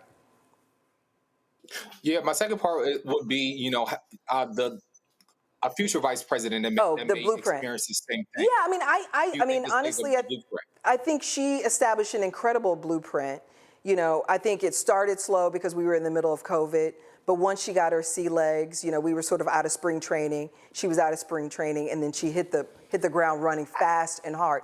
But I will say, I just don't think there's a blueprint. Can I just say there is one? Well, I'm saying a blueprint is also based upon the president and what that person also allows for you to do. So my argument, I'm glad you said that. My argument was always internally to the VP's team. He's not going to tell you no. Why would he ever tell the first woman and the first black person in that position no to anything you wanted? Push hard enough where if he says no, but you ask for you've gone so hard.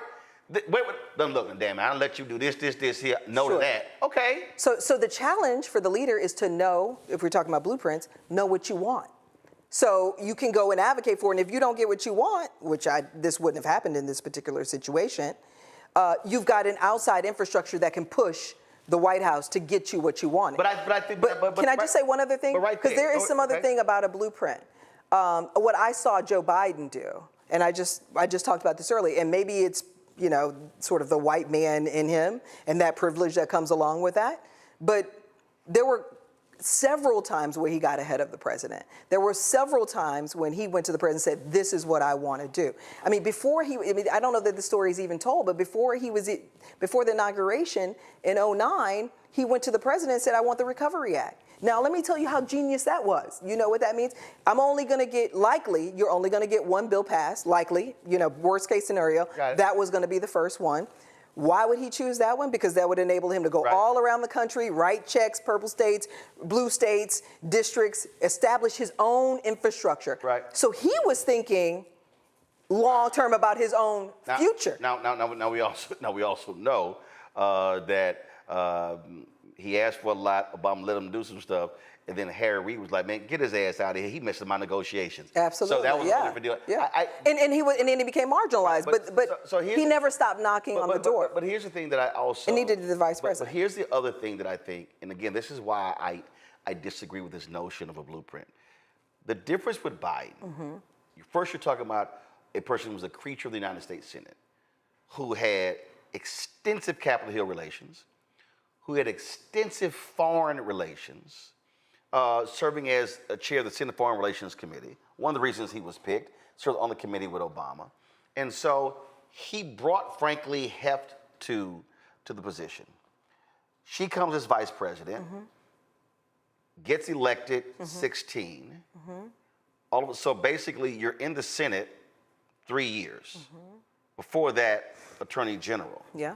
So Now I think. I mean, and you know, she's worked at every level of government. No. I understand every level of government. Okay. But there is a difference between being a DA and AG in California and being a 3-year United States senator and serving as vice president. Compared, let me just I'm gonna walk let you through. finish. Compared to what he brought to the table. Sure. And I think when she talks about staff not working at that level, it also applies to her, because that also was a whole different animal than she ever experienced. Oh yeah. And I only know this just from personal conversations. She had to get her footing. Sure. And it was like, and one of the criticisms of the vice president, and if I sat across from her at dinner, well, actually I did say it, is that she often was so careful, so meticulous, that it contributed to problems. Her best 2 speeches as vice president were actually at 2 funerals. First was in Buffalo. Second was Tyree Nichols. Even though Nichols was scripted, the Buffalo one wasn't, because there was no script, there was no speech, there was nothing. Sharpton called her up to make some comments. And I saw her, no notes, no nothing. Fire. Just speak off the top, and the passion, the energy, the compassion, all of that with it. I think one of her weaknesses is being so that what it does is risk averse to some degree. It constricts you from being you. Okay. If I go to the campaign, forget all the rallies.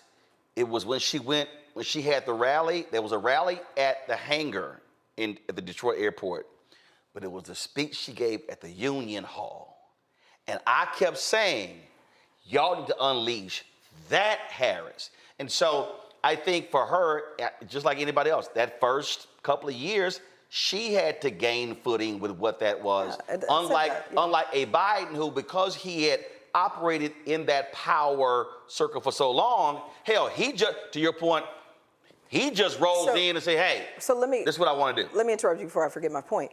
But I think as we talk about blueprints, one thing that you have to understand going into that building, not just the vice president or the president, even me as a staffer, you have to understand your own power. Yeah. Okay. So Joe Biden's power is, I know my way around the Senate, I know policy, I know foreign, I got relationships, et cetera. Her power is you had 94% of black women behind you. You had, that whole coalition that we cultivated for her that was behind her. So I think when you come into the room, and you have to understand you're a history maker. Right.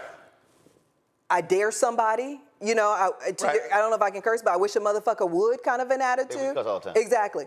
So, so my point is that the key is you have to always understand, what am I working with? Why am I in this particular room? And so if you can understand that, then that informs your entire strategy. Rebecca, do you have a question before you go? Okay, Rebecca's gone. Zachary had to leave early as well. Last point here. I really hope. First of all, as Tyler asked it earlier, we don't know what she's going to do. She's already made the decision she wasn't going to run for governor of California. I never believed that she was going to run for governor of California. When people were asking me, I was like, guys, y'all don't understand. You don't understand what the personal toll of losing, of being on the cusp. Personal toll of even being in office. Right. No, I mean that's exhausting. She's been doing it since she was 30. Right. What I mean is, but being, I get all of that, but I'm talking about literally being on the cusp of being president of the United States, first woman president of the United States, but also losing to someone who's evil. And so I remember having conversations with people close to her and others. I was like, guys, I don't think for a second. I said, because you literally have to process, it's grief. People, I saw the stories of how she was in tears that night. I'm like, y'all understand, losing is not simple. being on the cusp is not simple. You have to take some time. I just felt that trying to step into a governor's race was way too soon. That's just a losing job. So now, well, you can't really win as a governor, and No, to position yourself to be president. Well, that's a challenging thing in California. I'm not in other states. In California. We're talking about California. But the other piece is that if your intention was not to run for president one day, also making history as the first black female governor is also historic. But also, California is the fourth largest economy, and it is a perch by which you can still be part of the national conversation. But the point I'm making here is, I still believe there is a tremendous role that she can play. Absolutely. I believe that there's a wide open space. I look at what's happening right now. Sure, Obama created this gerrymandering, redistricting thing with Eric Holder afterwards. But I still think that what is missing right now is someone of national stature who can speak to those coalitions. I look at Texas. What have we said about our native Texas? The reality is, it is ruby red. It's simply an unorganized and disorganized. Sure. You know, you got 81 Democratic county parties with 254 counties. But also, too, the party just goes in and rapes them of all their money and doesn't reinvest it in the state. That's what I was just about to make. What I'm about to make there is, it would be helpful to have someone of that stature who say, no, we're going to go in and we're going to raise 8, 10, 12, 15 million or whatever number, and let's target 8, 10 House seats to break their supermajority. Let's really try to have a competitive United States Senate race, and still there. So the role is still there for her to play. She said on Stephen Colbert in terms of the role that she wants to play. So I do look forward to, during this book tour and after this book tour, knowing what that is, even if it's not running for president in 2028. Because I still believe it is going to be exponentially harder for her more than anybody else, because she's going to have to address every single day how you raise $1.5 billion and lose. And then the people who are still pissed off, donors, whatever. And the other thing is this here. We know how politics works. People are going to be looking for a fresh voice, fresh face. Then the question is, they be like, we ain't trying to go back. So they already are, I can't wait to, her people hit me the other day. They said, hey, we want to see you in the book before it drops. And so I can't wait to read it. Can't wait for your interview, too. Huh? I can't wait for your interview with her, too. Yes, trust me, I've already had that conversation. I know you, and I know you have. with some folks as well. Of course. Like, gonna be sitting out with Roland. Of course. So we'll see how that happens. But I really do want people to read this excerpt, to read the book, to really understand that they may love The West Wing, they may love Scandal, they may love any of those political shows I watch, but ain't nothing like the real thing. Yeah, I mean, and I hope that, and I'm hearing from her team that she will, that it gets into some really constructive, productive points, because she was in a unique position as the first woman and the first black woman, and as a woman, a black woman that's trying to navigate the world and dealing with a lot of challenges that she's dealing with. I think she has an incredible opportunity to really get into some of those conversations that we've never elevated nationally. What does it mean to be the first in that particular role with that much power, that much pressure, and that much sort of adversity? How did you overcome that? And that's what I would love to see her talk about on the tour, because that's something that we can all take away, not just me, but my daughter and the next generation, on how we can all show up bigger, better, and more effectively in our roles and in the world. Last point I'll make here for the people who are watching and listening, why they need to understand also why black-owned media matters. It used to really piss me off to listen to people bitch and moan, radio show hosts, podcasters, writers, commentators, but how she wasn't interfacing with black leadership. And it used to piss me off because I said, y'all don't know how to check a Twitter feed? The reality is, and I ain't got she had way more meetings and discussions with black leadership. And when I say black leadership, she expanded the access of black leadership even more than Obama did. I think our first meeting was with the Black Chamber of Commerce. Right, but what I'm talking about, I'm talking. So it was broadening out with that leadership. We're not talking just civil rights leaders. Sure, that's what I'm talking legacy about. groups. Absolutely. I need people to understand it was, yes, chambers of commerce. Yes, it was D9. Yes, it was so broad. The problem was, and the point I'm getting to that I think people understand, the reason Black-owned media is so important is because so much of that stuff no one knew. Because Black-owned media is not in a position to be able to pay multiple White House correspondents or congressional correspondents, or to get it on Air Force or Two, to actually be on Air Force Two and be a part of the pool. Yeah. And so there was, because even when she traveled, there were people she would meet with. I remember when she went to Detroit, they asked me to go be a part of the pool, and I hate being a part of the pool. I just despise being a part of the pool. I just hate it because of the constriction. And I remember when she finished speaking, they rushed us out, and we're in the van, and then she's meeting with a group of African Americans in there, and I'm telling her staff, why the fuck are we sitting out here in the van? With her, yeah. I'm like, don't you know there's a campaign going? Yeah. You want folks to know that is happening. Right. And so it was, okay, damn, you're right. Okay, you're right. And that was a thing that I kept trying to get them to understand, what you have to show, what you have to say. But I need our people to understand there's so many things that we don't know is happening because white media ain't telling us.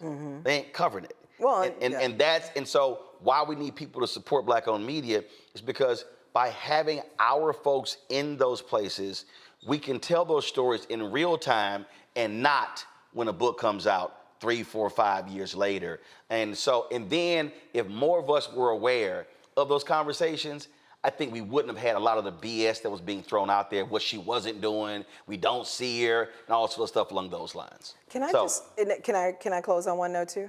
I think Black-owned media is critically important, not just for a Black member, for all members, for our community to have access to all of these people and what they're doing.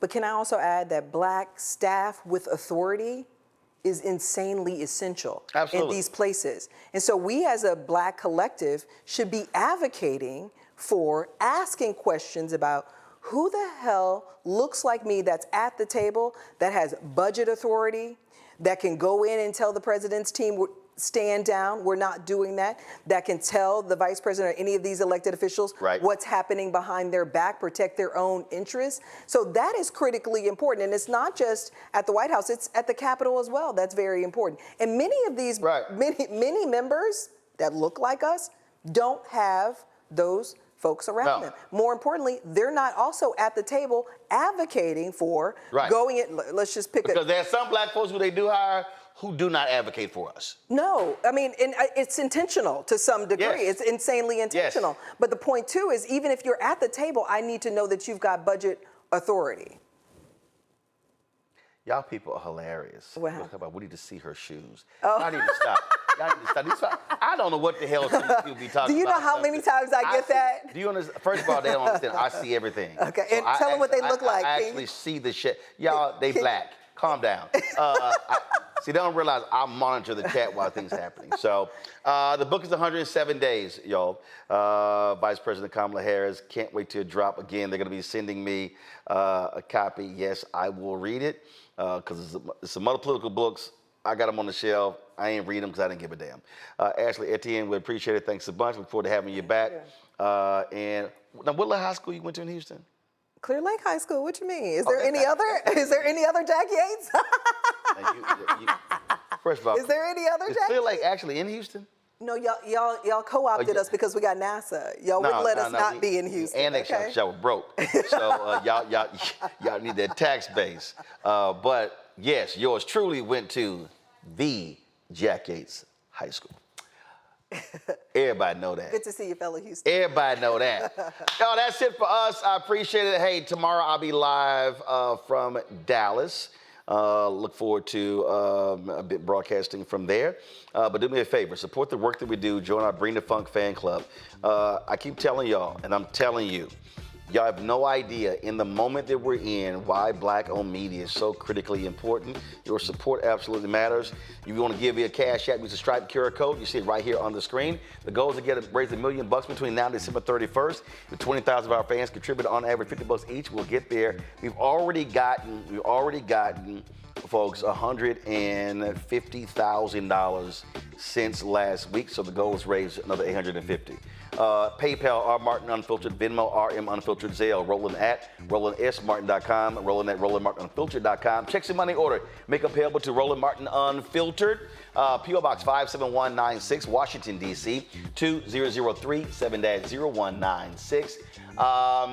Of course, you also want to support us by downloading the Black Star Network app, Apple phone, Android phone, Apple TV, Android TV, Roku, Amazon Fire TV, Xbox One, Samsung Smart TV. If you want to get our Black Star Network gear, go to shopblackstarnetwork.com. Of course, our shirts, Don't Blame Me, I voted for the Black Woman. Yeah, we're talking about Kamala Harris. Get that, our most popular shirt. If you also want to support our Black-owned products, do that as well. And go to shopblackstarnetwork.com. And download the app. First of all, get my book, White Fear: How the Browning of America is Making White Folks Lose Their Minds. Available at bookstores nationwide. Get the audio version on Audible. And, of course, support the app Fanbase by downloading the app. And then, of course, if you want to invest in the Series A raise, go to startengine.com/fanbase. And I could not allow the day to go by. It was 1 year ago today. We lost the great Frankie Beverly. And so wanted to acknowledge that. Frankie was a dear friend, was an amazing brother. The music of Frankie Beverly Mays, absolutely iconic. And so we just wanted to let folks know about, again, that we really love and dearly miss Frankie Beverly. Folks, that's it. Yeah, you better walk in front of the camera. Yeah, you better walk in front. Folks, I'll see you tomorrow right here, Roland Martin Unfiltered on the Black Star Network. Hi!